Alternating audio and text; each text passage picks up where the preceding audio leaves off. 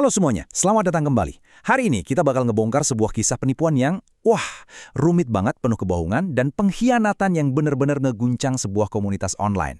Ini adalah cerita tentang gimana sebuah persona palsu dibangun dengan begitu rapi, dan gimana semuanya hancur berkeping-keping secara spektakuler. Siap? Yuk kita mulai. Semuanya tuh dimulai dari sini, dengan sebuah ultimatum publik di media sosial. Coba bayangin deh. Khairasiah, seorang figur yang disegani di komunitas, ngasih tantangan langsung. Sebuah hitungan mundur buat seseorang yang dikenal sebagai Zhang Purnama buat ngaku sebelum semua boroknya dibuka ke seluruh dunia. Nah inilah percikan yang nyalain HP-nya. Jadi siapa sih tokoh sentral di drama ini? Namanya Revin Firza, tapi dia juga dikenal sebagai Zhang Purnama dan kadang-kadang Ujang. Banyaknya nama ini aja udah jadi petunjuk pertama kan kalau ada sesuatu yang nggak beres. Nah, setelah batas waktu ultimatum itu lewat, sebuah dokumen yang super rinci muncul. Isinya daftar panjang tuduhan terhadap dia. Dan dokumen inilah yang bakal kita bedah bareng-bareng. Oke, kita mulai dari lapisan pertama tuduhannya. Jaringan kebohongan profesional si Zhang ini. Jadi menurut para penuduhnya, dia tuh ngebangun citra yang rumit banget tentang dirinya sendiri. Seolah-olah dia ini orang penting di industri. Punya banyak koneksi, pemain kunci gitulah. Tapi, seperti yang bakal kita lihat, citra ini tuh cuma fata morgana.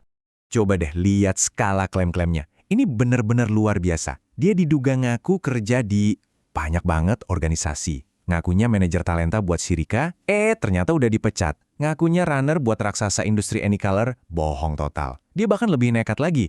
Ngaku jadi manajer buat VTuber gede kayak Mika Melatika dan Bonvia VR, yang dua-duanya terang-terangan bilang, kita bahkan nggak kenal orang ini. Setiap klaim, dari staf di AK virtual sampai peran backdrop yang super aneh di Comic Frontier, semuanya rontok pas dicek. Ini benar-benar rumah kartu yang dibangun di atas kebohongan.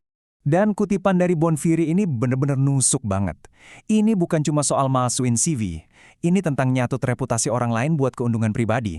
Coba bayangin, dengar ada orang pakai nama lo buat bangun kredibilitas dia, padahal lo ngobrol aja nggak pernah.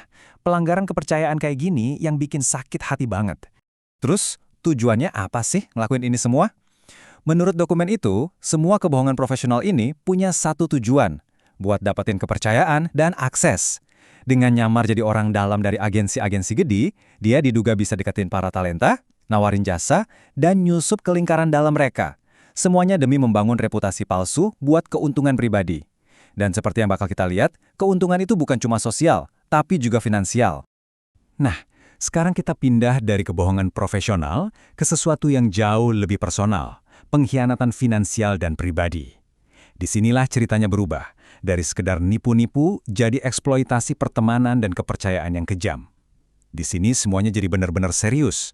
Dan ini dia angka inti dari pengkhianatan finansialnya, 10 juta rupiah. Uang ini bukan pinjaman ya, ini adalah investasi yang dipercayain ke dia buat sebuah acara di mana dia, katanya, nunjuk dirinya sendiri jadi CEO. Uang inilah yang jadi pemicu buat serangkaian pengkhianatan pribadi berikutnya. Dan cerita soal apa yang terjadi sama uang itu benar-benar parah. Bukannya dipakai buat bikin acara, dia diduga malah ngambil uang itu dan pindah ke apartemen temannya, si Ruka. Di sana dia katanya hidup gratisan, nggak bayar sewa berbulan-bulan sampai bikin temannya kena denda. Dia bukan cuma numpang hidup sama Ruka, tapi juga sama ibunya Ruka yang beliin dia makan. Terus apa yang dilakuin CEO kita ini? Main game, doom scrolling TikTok, sama ngerokok. Puncaknya, pas di akhirnya cabut, dia diduga bawa lari barang-barang sepele kayak sabun. Ini benar-benar pengkhianatan di semua level. Kalau kalian pikir ceritanya udah nggak bisa lebih aneh lagi, siap-siap deh. Bagian selanjutnya dari tuduhan ini adalah yang paling meresahkan dan, jujur aja, paling aneh dari semuanya. Ini soal dia ngarang-ngarang cerita hubungan romantis yang sama sekali fiktif sama figur komunitas lain. Perbandingannya di sini tuh kontras banget kan. Di satu sisi ada narasi super detail yang katanya diceritain Zhang ke orang-orang. Dia pacaran sama Khairasiah, mereka ke gereja bareng. Padahal Khairasiah seorang muslim loh. Dia nginep di rumahnya berminggu-minggu. Dia bahkan ngarang cerita putus yang rumit soal perselingkuhan. Di sisi lain ada kebenaran simpel dari Khairasiah. Gak ada satupun dari cerita itu yang benar. Semuanya fiksi dari awal sampai akhir. Dan ini dia pernyataan pamungkasnya, bantahan yang tegas dan lugas dari Khairasiah sendiri.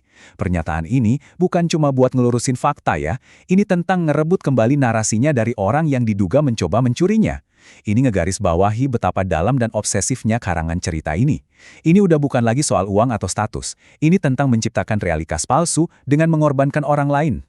Jadi, setelah kita lihat semua kepingan puzzle ini, kebohongan profesional, pengkhianatan finansial, fiksasi pribadi, yuk kita mundur sebentar dan coba susun anatomi dari dugaan penipuan ini.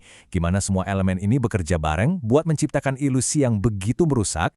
Kalau dipecah-pecah, polanya jadi jelas banget. Pertama, peniruan identitas. Dia nyiptain persona palsu sebagai orang penting. Kedua, penipuan. Dia pakai persona itu buat dapetin kepercayaan orang. Ketiga, eksploitasi. Dia ubah kepercayaan itu jadi keuntungan finansial dan pribadi. Dan terakhir, pas kebohongannya mulai kebongkar, intimidasi. Dia diduga coba ngebungkam orang-orang yang ngeritik dia pakai ancaman, kayak klaim hak cipta atas karya yang sebelumnya dia kasih gratis. Ini udah kayak buku panduan penipu klasik. Dan gambar ini benar-benar ngerangkum absurditas dari semuanya.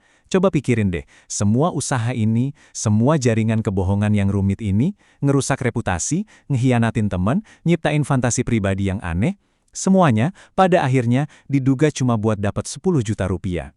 Kerusakan yang ditimbulin gede banget, sementara untungnya kecil banget. Logikanya benar-benar nggak nyambung. Dan ini ngebawa kita ke pertanyaan terakhir yang penting, pertanyaan buat kita semua. Cerita ini mungkin ekstrim, tapi ini nunjukin kerentanan yang nyata di komunitas online kita. Di dunia di mana identitas bisa cair dan persona bisa dibuat-buat, gimana caranya kita ngelindungin diri kita sendiri? Gimana kita ngebangun kepercayaan tapi tetap waspada? Nggak ada jawaban yang gampang, tapi ini adalah sesuatu yang perlu kita semua pikirin pas kita beraktivitas di ruang digital ini bareng-bareng. Makasih udah nyimak.